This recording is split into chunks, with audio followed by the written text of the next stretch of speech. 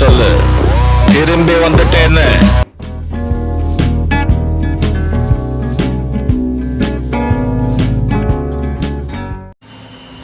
Hi hello friends, எல்லாருக்கும் வணக்கம். எல்லாரும் எப்படி இருக்கீங்க? எல்லாரும் எப்பயும் போல் ஹாப்பியாக சந்தோஷமாக சிரிச்சுக்கிட்டே இருப்பீங்கன்னு நான் நம்புகிறேன். எல்லாரும் எப்பயும் போல் சந்தோஷமாக சிரிச்சுக்கிட்டே இருங்க. ரொம்ப நாளுக்கு அப்புறம் நான் உங்களை மீட் பண்ணுறேன். ஸோ ரொம்ப ஹாப்பியாக இருக்குது, ரொம்ப எக்ஸைட்டடாக இருக்கேன். கொஞ்சம் இடையில பிரேக் எடுத்துக்கிட்டேன். ஸோ இப்போ அகைன் கம்பேக் கொடுத்துருக்கேன். ஸோ இதுக்கு முன்னாடி எப்படி எனக்கு சப்போர்ட் பண்ணிங்களோ அதே மாதிரி இப்போவும் ஃப்யூச்சரில் எனக்கு ரொம்ப சப்போர்ட் பண்ணுவீங்க அப்படின்னு நான் நம்புகிறேன். சரி வாங்க இன்றைக்கி வீடியோக்குள்ளே போயிடலாம். அதுக்கு முன்னாடி இன்றைக்கி வாழைக்காய் ரெசிபியை தான் இன்றைக்கி நான் உங்க கூட ஷேர் பண்ணிக்க போகிறேன். சரி கோவப்படாதீங்க, நீங்கள் கோவப்படுறது எனக்கே தெரியுது. இவ்வளோ நாள் கழிச்சு வந்திருக்கா வாழைக்காய் ரெசிபி தான் கொண்டு வந்திருக்கியா அப்படின்னு நீங்கள் கேட்காதீங்க. இன்னும் ஃப்யூச்சரில் நிறையா ரெசிபிஸ் உங்களுக்காக நான் ஷேர் பண்ணிக்கிறேன். இந்த வாழைக்காயில் எப்பயும் போல் சிம்பிளாக இருக்காது. ஸோ இன்றைக்கி கோலா உருண்டை ரெசிபியை தான் இன்றைக்கி நான் உங்க கூட ஷேர் பண்ணிக்க போகிறேன். சரி வாங்க வீடியோக்குள்ளே போய் டீட்டெயில்டாக பார்க்கலாம். நம்ம சேனலை சப்ஸ்கிரைப் பண்ணிக்கோங்க. பக்கத்தில் இருக்க பெல்லை ஒரு அடி அடிச்சுட்டு அதை ஆல்னு செட் பண்ணிக்கோங்க. அப்போ தான் நம்ம போடுற ஒவ்வொரு வீடியோவும் நோட்டிஃபிகேஷனும் உங்களுக்கு வரும். இன்றைக்கி நம்ம அதுக்கு 2 வாழைக்காய் எடுத்துருக்கோம். இது உங்களுக்கு எத்தனை வாழைக்காய் தேவைப்படுதோ நீங்கள் அந்த மாதிரி பார்த்து எடுத்துக்கோங்க. இப்போ நம்ம இந்த 2 வாழைக்காவை சுத்தம் பண்ணி எடுத்துக்கலாம். இப்போ இதில் நான் அதோட தலைப்பகுதியையும் அதோட வால் பகுதியையும் மட்டும் நான் இப்போ கட் பண்ணி வச்சுருக்கேன். இப்போ நம்ம இதை பாயில் பண்ணி எடுத்துக்கலாம். இப்போ பாத்திரத்தில் நல்லா தண்ணி காய வச்சுருக்கோம். இந்த மாதிரி நல்ல ஒரு கொதி ஸ்டேஜ் வந்ததுக்கப்புறமா இதை நம்ம இதுக்குள்ளே போட்டு வச்சுக்கலாம். வாழைக்காய் நல்லா மூழ்கிற அளவுக்கு அதில் நம்ம தண்ணி ஊற்றிக்கலாம். இதை நம்ம ஏன் ஸ்கின்னோடு போட்டிருக்கோம் அப்படின்னா வெந்ததுக்கப்புறம் அதோட இதெல்லாம் கலண்டு வந்துடும். ஸோ அதை ப்ரிவெண்ட் பண்ணுறதுக்காக தான் நம்ம அதை தோலோடு போட்டு வேக வைக்கிறோம். ஒரு 5 மினிட்ஸ் மட்டும் ஜஸ்ட் ஒரு கொதி வந்தால் நமக்கு இது போதும், ஸ்கின்னை உரித்து நம்ம எடுக்கிற அளவுக்கு. ஸோ இதை நம்ம இப்போ மூடி வச்சிடலாம். கொஞ்சம் நேரம் வெயிட் பண்ணலாம். இப்போ ஒரு 5 மினிட்ஸ் ஆகிடுச்சு. இப்போ இந்த ஸ்டேஜ் அளவுக்கு நமக்கு இது வெந்து வந்திருக்குது. இந்த வாழைக்காயோட தோல் நல்லா இது மாதிரி பிளாக்காக இருக்கணும். அப்படி பிளாக் ஆகிடுச்சு அப்படின்னா நமக்கு நல்லா வெந்திருக்கு அப்படின்னு அர்த்தம். அதாவது அந்த ஸ்கின்னை நம்ம இப்போ பீல் பண்ணி எடுக்க போகிறோம். இப்போ இந்த அளவு வெந்தது நமக்கு போதும். இப்போ அதை நம்ம ஸ்கின்னை பீல் பண்ணி எடுத்துக்கலாம். இப்போ நம்ம அதோட ஸ்கின்னை நல்லா பீல் பண்ணி எடுத்துட்டோம். இதை ஜஸ்ட்டு நம்ம இப்போ என்ன பண்ணலாம் அப்படின்னா தேங்காய் துருவுறது, இந்த கேரட் சீவுறது, இது எல்லார் வீட்லேயுமே கண்டிப்பாக இருக்கும். ஸோ அதில் உங்களுக்கு அந்த சின்ன பல் பக்கம் சீவுறதுக்கு நல்லா இருந்தது அப்படின்னா அந்த சின்னமாக சீவிக்கோங்க. இல்லை அந்த பெருசாக பிடிச்சிருக்கு அப்படின்னா அந்த மாதிரி நீங்கள் பெருசாக துருவி எடுத்துக்கோங்க. இதை நம்ம துருவி போட்டால் தான் அது நல்லாயிருக்கும். நீங்கள் மிக்சியில் அடிச்சிட்டிங்கன்னா அது ஒரு மாதிரி பிசு பிசுன்னு இருக்கும். ஸோ இந்த மாதிரி கொஞ்சம் சிரமம் பார்க்காம இதில் நம்ம துருவி இப்போ எடுத்துக்கலாம்.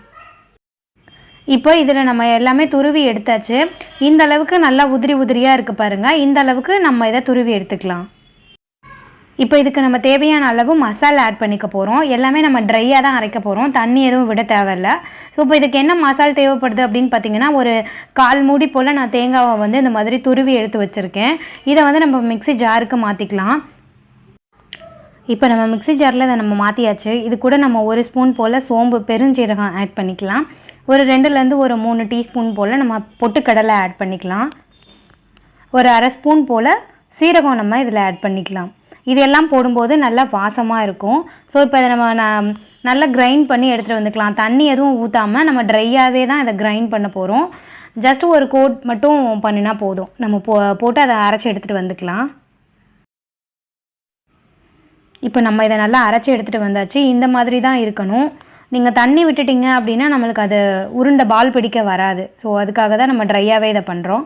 இப்போ நம்ம துருவி வச்சுருந்த வாழைக்காவை நம்ம ஒரு மிக்சிங் பவுலில் மாற்றிட்டு நம்ம அரைச்சி வச்சுருக்கோம் இல்லையா மிக்ஸி ஜாரில், அந்த இதையும் நம்ம இது கூட கலந்துக்கலாம்.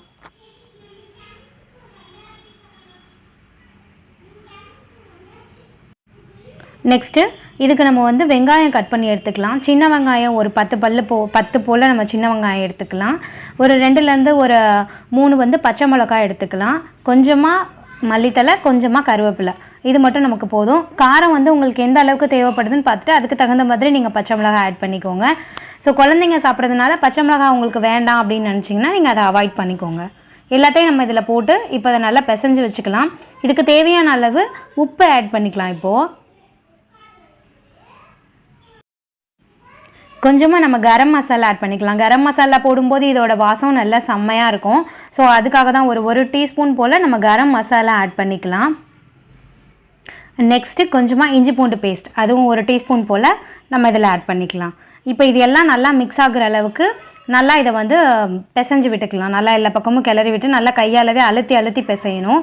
ஏன்னா நம்மளோடது அந்த பொட்டுக்கடலை இந்த தேங்காய் இதெல்லாம் அரைச்சிருக்கோம்ல, அது வந்து இந்த வாழைக்காய் கூட நல்லா மிக்ஸ் ஆகி வரணும். ஸோ பைண்ட் ஆகி வரணும் அப்படிங்கிறதுக்காக நல்லா எவ்வளோக்கு நல்லா அழுத்தி பிசைய முடியுமோ அந்த அளவுக்கு பிசைஞ்சுக்கலாம்.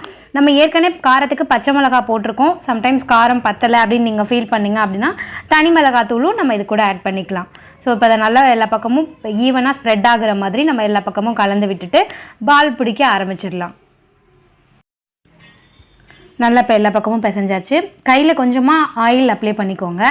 ஆயில் அப்ளை பண்ணிவிட்டு இந்த மாதிரி குட்டி குட்டி பாலாக டைட்டாக ரொம்ப டைட்டாலாம் பிடிக்கணும் அப்படின்னு இல்லை. ஏன்னா நம்ம பொட்டுக்கடலை தேங்காய் இதெல்லாமா ஆட் பண்ணியிருக்கிறதுனால நல்லாவே பிடிக்க ஈஸியாக தான் வரும். அந்த மாதிரி பாருங்கள் எவ்வளோ அழகாக இருக்குல்ல ஷேப்பு.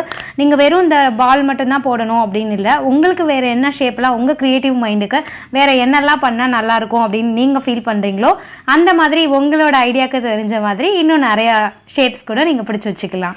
இப்போ நம்ம இதில் இருக்கிற எல்லாத்தையும் நம்ம உருண்டை பிடிச்சி எடுத்து வச்சுக்கலாம். ஒரு பேனில் எண்ணெய் ஊற்றி நம்ம இதை நல்லா காய வச்சுக்கலாம். எண்ணெய் நல்லா காஞ்சதுக்கப்புறம் நம்ம இந்த மாதிரி உருண்டை பிடிச்சி வச்சுருக்கிற உருண்டைங்க இருக்குல்ல, கோலா உருண்டைங்க, இது எல்லாத்தையும் நம்ம எண்ணெய் சட்டியில் போட்டு வறுத்து எடுத்துக்கலாம். எண்ணெய் நல்லா காஞ்சிருச்சு. ஒன்றா இந்த மாதிரி நம்ம போட்டு பொரிச்சு எடுத்துக்கலாம். இது பார்த்திங்க அப்படின்னா ரொம்ப ஈஸியாக தான் இருக்கும் வேலை. நான் சொல்கிறது வேணால் உங்களுக்கு ரொம்ப ரொம்ப பெரிய ப்ராசஸ் மாதிரி தெரியலாம். இது பெரிய ப்ராசஸ்லாம் இல்லை. கொஞ்சம் டைம்லேயே நமக்கு சீக்கிரமாகவே முடிஞ்சிடும். எப்பயும் போல் ஒரே மாதிரி நம்ம வாழைக்காவை சும்மா வறுவல் பண்ணி கொடுப்போம், இல்லைனா ஏதாவது மசாலா அந்த மாதிரி நம்ம பண்ணி கொடுப்போம். அப்படி இல்லாமல் சும்மா ஒரு டிஃப்ரெண்ட்டாக இருக்கட்டும் அப்படிங்கிறதுக்காக தான் இன்றைக்கி நான் இந்த ரெசிபியை உங்கள் கூட நான் ஷேர் பண்ணியிருக்கேன். எங்கள் வீட்டு பிள்ளைங்க எல்லாருக்குமே ரொம்பவே பிடிச்சிருந்துச்சு. பாப்பா, மஞ்சு, சாதனா எல்லாருமே இன்னும் வேணும்னு கேட்டு சாப்பிட்டாங்க. ஈவன் வெறும் வாய்க்கு ஸ்நாக்ஸாக கூட சாப்பிட்றதுக்கு பிள்ளைங்க ஆசைப்பட்டாங்க. ஸோ அந்த அளவுக்கு குழந்தைங்களுக்கு ரொம்பவே பிடிச்ச ஒரு டிஷ்ஷாக இருந்துச்சு இது. இதை உங்கள் கூட ஷேர் பண்ணதில் நான் ரொம்பவே சந்தோஷப்படுறேன். நீங்களும் இதே மாதிரி செஞ்சு பார்த்துட்டு எப்படி இருந்துச்சுன்னு எனக்கு கமெண்ட்டில் சொல்லுங்கள். அவ்வளோதான். இப்போ நம்மளோட சுட சுட வாழைக்காய் கோலா உருண்டை ரெடி ஆகிடுச்சு. இதே மாதிரி நீங்களும் செஞ்சு பார்த்துட்டு எப்படி இருக்குன்னு எனக்கு கமெண்ட்டில் சொல்லுங்கள். மறக்காமல் எப்படி இருக்குன்னு சொல்லுங்கள். உங்களோட கமெண்ட்காக நான் ரொம்பவே ஈகராக வெயிட் பண்ணிகிட்ருக்கேன். பார்த்தீங்களா, செம்மையாக இருக்குல்ல? இது பார்த்துக்கிட்டே இருந்தால் மட்டும் போதுமா? இது எப்படி இருக்குன்னு டேஸ்ட் பண்ணி சொல்ல வேணாமா? இதோ இப்போவே சொல்லிடுறேன் உங்களுக்காக. எப்படி ஆவி பறக்க சுட சுட செம்மையாக இருக்குல்ல? வாசம் செம்மையாக இருக்குது. ஸோ இதை சாப்பிட்டுட்டு டேஸ்ட் எப்படி இருக்குன்னு சொல்கிறேன்.